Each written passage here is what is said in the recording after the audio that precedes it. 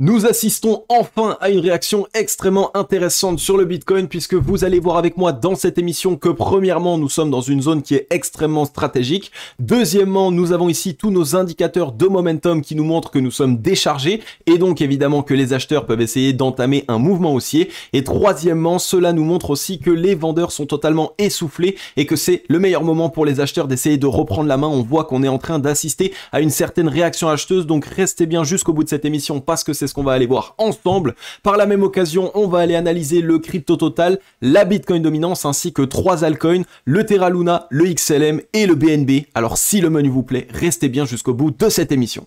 Hello à toute la team Logique, ravi de vous retrouver dans cette nouvelle analyse du marché crypto-monnaie. On est aujourd'hui le mercredi 4 mai 2022 et il est midi 10 à l'heure à laquelle je tourne cette vidéo. Alors je suis très content de pouvoir enfin vous retrouver dans cette émission étant donné qu'il y a une certaine réaction du Bitcoin. Donc ça va nous permettre d'avoir un petit peu de croustillant et de pouvoir vous expliquer qu'est-ce qu'il se passe sur le Bitcoin. On est en train d'assister à un rebond, mais est-ce qu'il est fiable ou est-ce que au contraire, une fois de plus, on est en train d'avoir un fake et on risque de partir plus bas et encore des semaines et des semaines? Eh bien c'est ce qu'on va voir ensemble dans cette émission, donc restez bien jusqu'au bout parce qu'on va partager vraiment un maximum d'informations.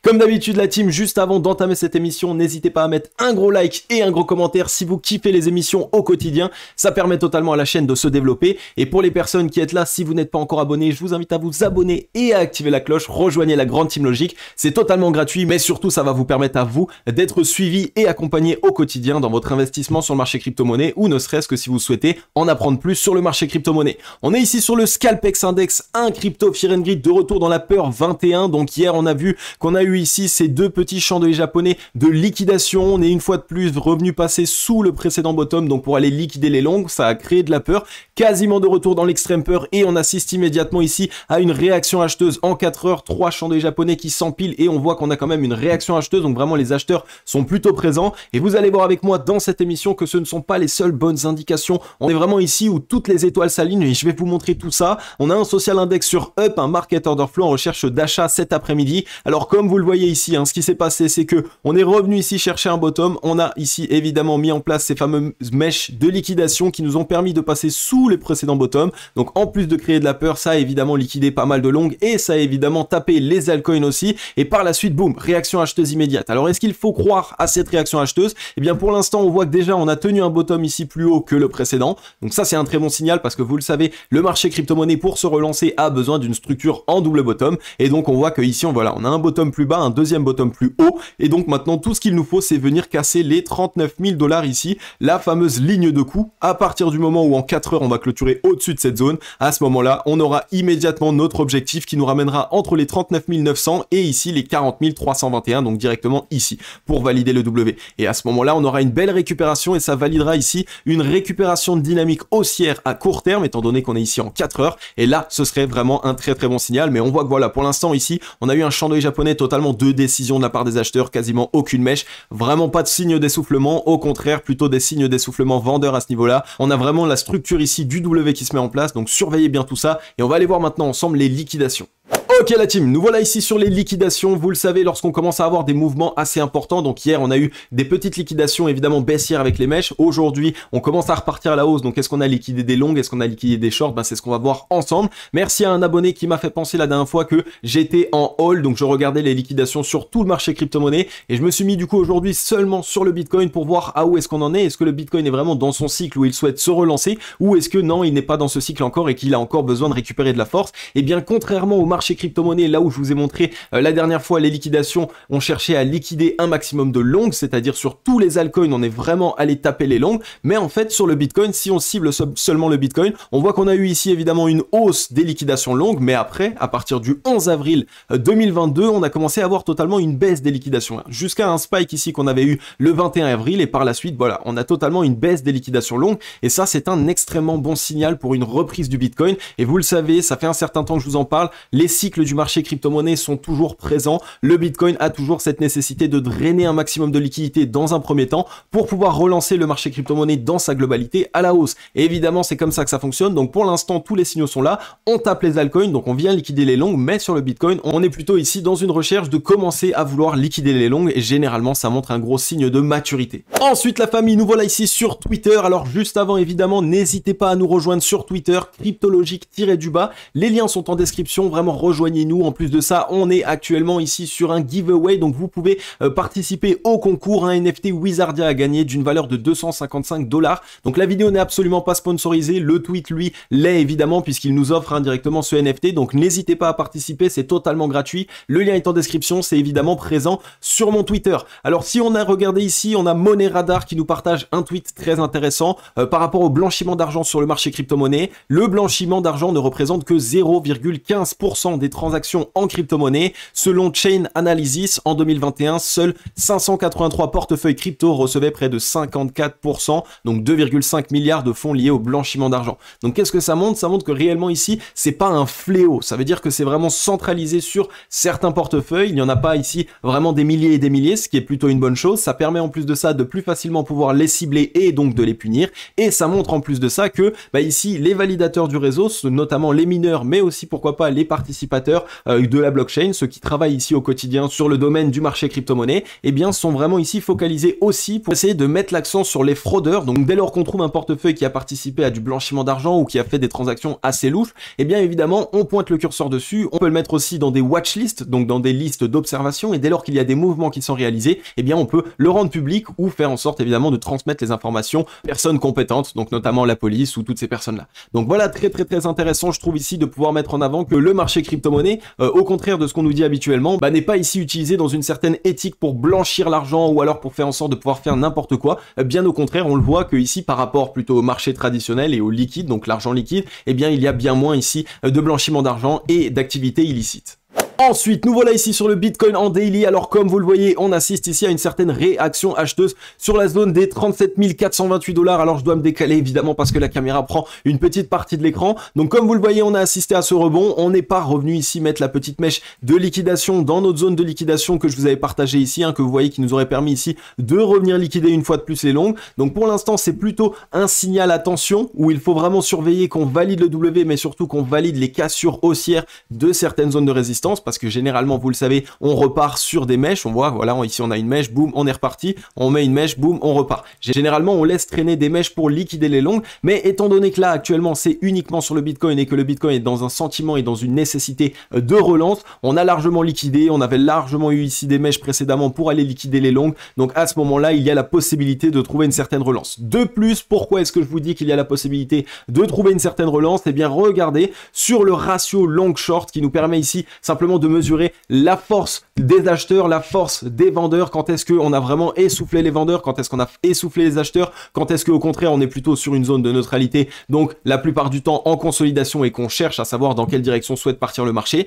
Et bien là, comme vous le voyez, on est totalement ici dans la zone de d'essoufflement vendeuse. Donc ça montre ici que les vendeurs se sont totalement essoufflés. On est parti d'une traite, comme vous le voyez, de la zone d'essoufflement acheteur à la zone d'essoufflement vendeur. D'habitude, on assiste à des premiers rebonds, mais là, on ne l'a pas fait. Et ce qui est plutôt un bon signe puisque ça montre vraiment qu'on a eu ici cette nécessité, cette envie d'aller totalement essouffler les vendeurs avant d'essayer d'initier et de poser un bottom. Et donc c'est génial. Le fait de trouver un rebond ici, ça peut nous permettre ici, comme vous le voyez, largement d'avoir de la force pour pouvoir renvoyer un prix plus haut et ça nous permettrait largement de pouvoir dépasser notre ancien top étant donné que on est totalement déchargé. Et donc on a encore tout un mouvement haussier, toute une application haussière, toute une tendance haussière à pouvoir mettre en place. Donc c'est plutôt un très bon signal là encore. Si on regarde sur le RSI, c'est la même chose, divergence haussière, et en plus de ça, on voit qu'on a ici un beau W qui est en train de se mettre en place sous les 50 de RSI, donc les 50 de RSI qui est la zone de neutralité. Donc dès lors que la divergence haussière va se valider et qu'on aura cassé les 50 de RSI, à ce moment-là, la récupération acheteuse se fera immédiatement et on risque enfin d'initier un certain mouvement haussier. Donc les divergences haussières là aussi nous montrent que le cours est en train de corriger, mais que à l'inverse, sur le RSI, la force est en train de se diriger pour les acheteurs et donc il y a eu une certaine accumulation acheteuse tout au long de la correction. Donc là pareil, le RSI nous envoie un signal qui est clair, qui est net, le Bitcoin est dans cette certaine envie de relance. En plus de ça, on est sous les 50 de RSI, je vous l'ai montré, on est ici bien plus bas, on est au 36,49, donc ça a totalement permis ici, encore une fois de plus, aux acheteurs de récupérer de la force, et les vendeurs sont plutôt ici dans une disposition où ils sont essoufflés. Si on regarde maintenant sur le MACD, on est en train de se rapprocher de la zone de neutralité, je vous en avais parlé, je vous avais dit attention, soit on fait ici une Bart Simpson et on se fait rejeter pour aller tester la demande et donc mettre en place le W par la suite, soit soit on attaque immédiatement la zone de neutralité et c'est elle qui fera office de foi. Donc si on la casse à la hausse, et étant donné qu'on est essoufflé de la part des vendeurs, je vois mal un mouvement baissier se mettre en place, et bien si on la casse à la hausse, à ce moment-là, grosse récupération acheteuse, la dynamique se veut à nouveau haussière et les fonds, les liquidités se déversent à nouveau pour des positions longues, et là ce sera vraiment à ce moment-là qu'on pourrait avoir un beau bottom sur le Bitcoin et sans doute un énorme short squeeze.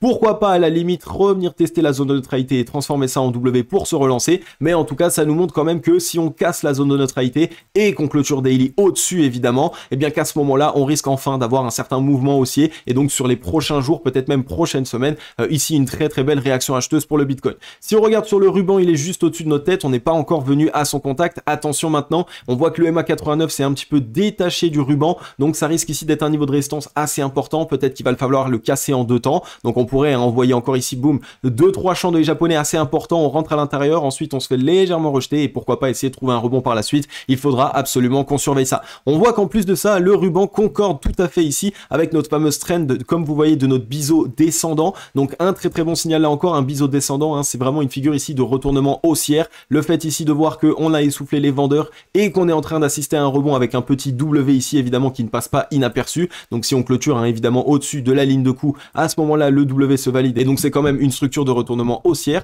mais en tout cas ici ce biseau descendant on le voit est totalement concordant avec le ruban de MyMobile, ce qui veut dire que si on vient le casser à la hausse, le biseau descendant, on risque ici de venir récupérer le ruban et donc d'initier un mouvement acheteur assez important. Donc attention maintenant, on surveille tout ça évidemment, on n'est pas ici en train de vouloir FOMO, on attend des cassures et on attend la clôture daily d'aujourd'hui pour voir ce qu'il se passe. Pour l'instant on a un rebond mais on n'a pas un volume encore extrêmement important, donc on surveille bien tout ça et on attend les clôtures daily. Mais comme vous le savez par la suite, si le mouvement acheteur se met bien en place et donc on assiste à un certain rebond, on aura du coup un objectif dans notre garage zone qui nous ramènerait entre les 55 129 $ et les 59 457 $, qui viendrait ici premièrement liquider cette première zone de liquidation short et cette deuxième zone de liquidation short. Donc une fois de plus, le marché n'avance pas pour rien, il va chercher de zone de liquidation en zone de liquidation et surtout il part d'essoufflement vendeur jusqu'à essoufflement acheteur et à chaque fois on passe simplement de déséquilibre haussier à déséquilibre baissier. Le marché crypto-monnaie fonctionne par déséquilibre. On a ici créé le déséquilibre baissier puisque les vendeurs n'ont plus de force et donc maintenant il va sans doute falloir essayer de mettre en place le déséquilibre haussier. Ensuite, on est ici sur le crypto total. Alors le crypto total, je vais vous le partager rapidement, mais je voulais simplement vous montrer que premièrement, regardez ici la correction qu'on a connue a été ici assez brève, très rapide. En plus de ça, on est revenu tester ici directement la borne basse, comme vous le voyez, de ce canal parallèle dans lequel on est en train d'évoluer. En plus de ça, il est ascendant, donc c'est plutôt un bon signal. On a mis en place un petit W dessus. Maintenant, il va falloir attendre la clôture daily pour pouvoir s'assurer évidemment qu'on clôture au-dessus de la ligne de coup. Mais si c'est le cas, ça pourrait nous permettre de nous relancer et pourquoi pas faire quelque chose de ce type. Et comme vous le voyez, pour l'instant, il est respecté plutôt à la lettre. Donc à ce moment-là, on aurait en plus de ça ici ce beau W qui pourrait nous permettre, pourquoi pas, de venir casser à la hausse ce fameux canal parallèle et donc à ce moment-là, avoir cette certaine récupération acheteuse. Encore une fois, je ne dis pas ça à tirer de mon chapeau. On voit que là encore, on est dans une plutôt belle disposition. On a testé la demande non loin des 32 RSI et on est en train de trouver une certaine réaction acheteuse et on voit qu'on est en train de plutôt se retourner vers la direction des 50. Donc maintenant, ce qu'il va falloir surveiller, c'est la cassure des 50. Si on vient juste les retester et qu'on se fait rejeter, c'est plutôt un mauvais signal, mais attention, maintenant, il faudra retester la demande. Par contre, si on vient la casser immédiatement, à ce moment-là, la récupération acheteuse pourrait se faire très rapidement et donc on viendrait la casser. Pourquoi pas petit rebond dessus pour transformer ça en double bottom et donc avoir testé la demande et surtout retester les 52 RSI en tant que support et ensuite on revient simplement dans la zone de surachat, donc dans l'extrême hausse.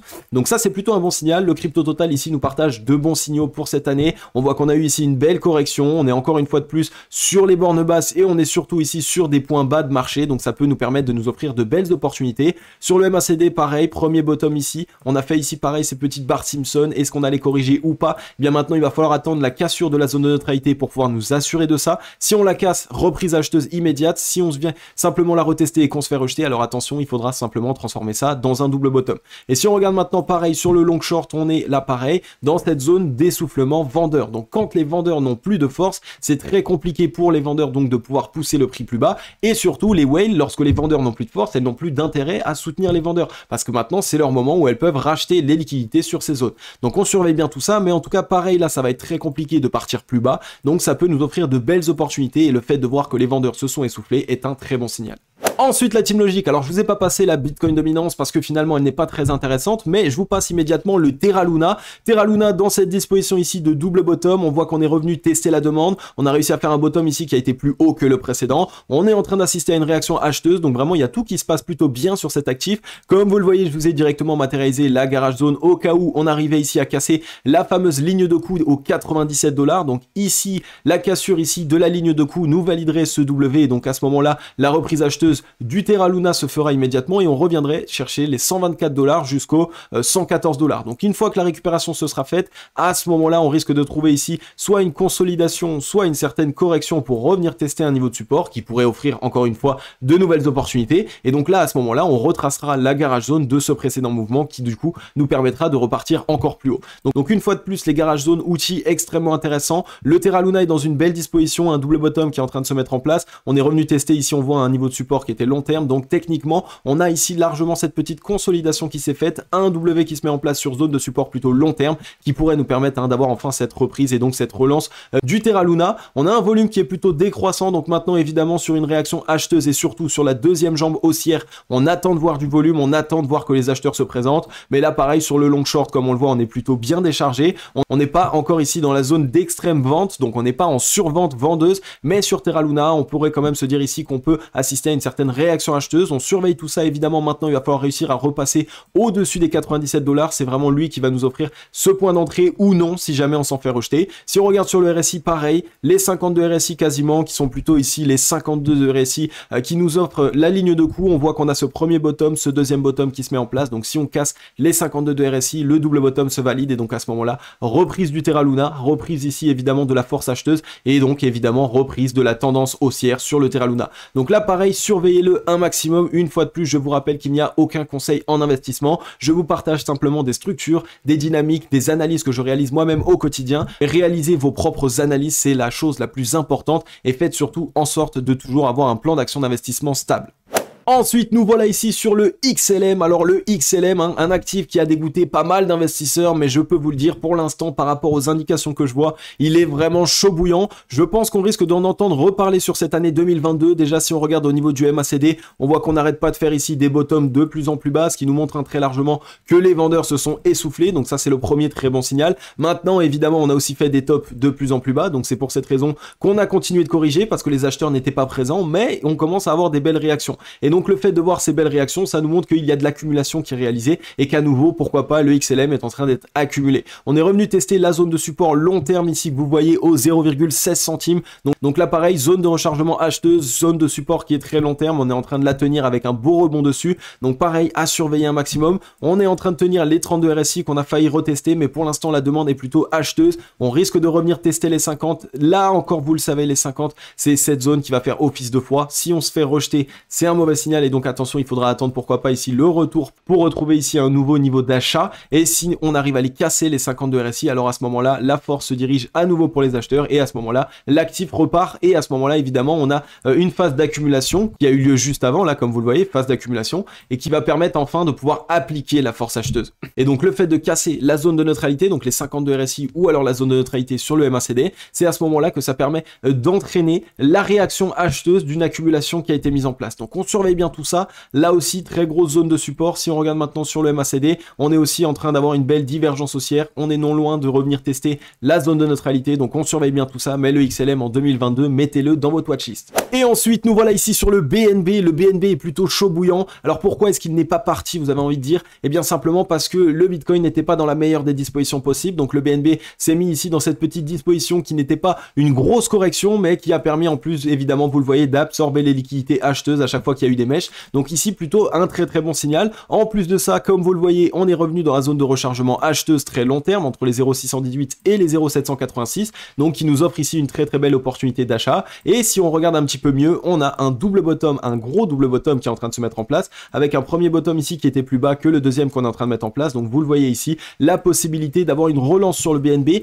Alors pourquoi est-ce que le BNB, sa relance serait extrêmement intéressante pour le marché crypto-monnaie? Bien simplement parce que vous le savez, le BNB c'est le coin de Binance et donc ça nous montre qu'il y a du coup de plus en plus d'utilisateurs qui viennent se connecter. Ça montre en plus de ça que la plateforme Binance en elle-même continue de se développer, continue de réussir à acquérir de nouveaux clients et donc que le marché crypto-monnaie acquis de nouveaux clients et fait en sorte aussi d'avoir cette adoption mainstream présente. Donc on surveille bien tout ça. Là encore, le BNB dans une belle disposition, la belle zone de rechargement acheteuse dans laquelle nous sommes. Pour les personnes qui voulaient à un moment accumuler du BNB, eh bien on est sur des très belles zones évidemment. Et pour les personnes qui veulent être un petit peu plus sécuritaires, eh bien alors vous attendez simplement la cassure de la ligne de coût ici aux 452 $.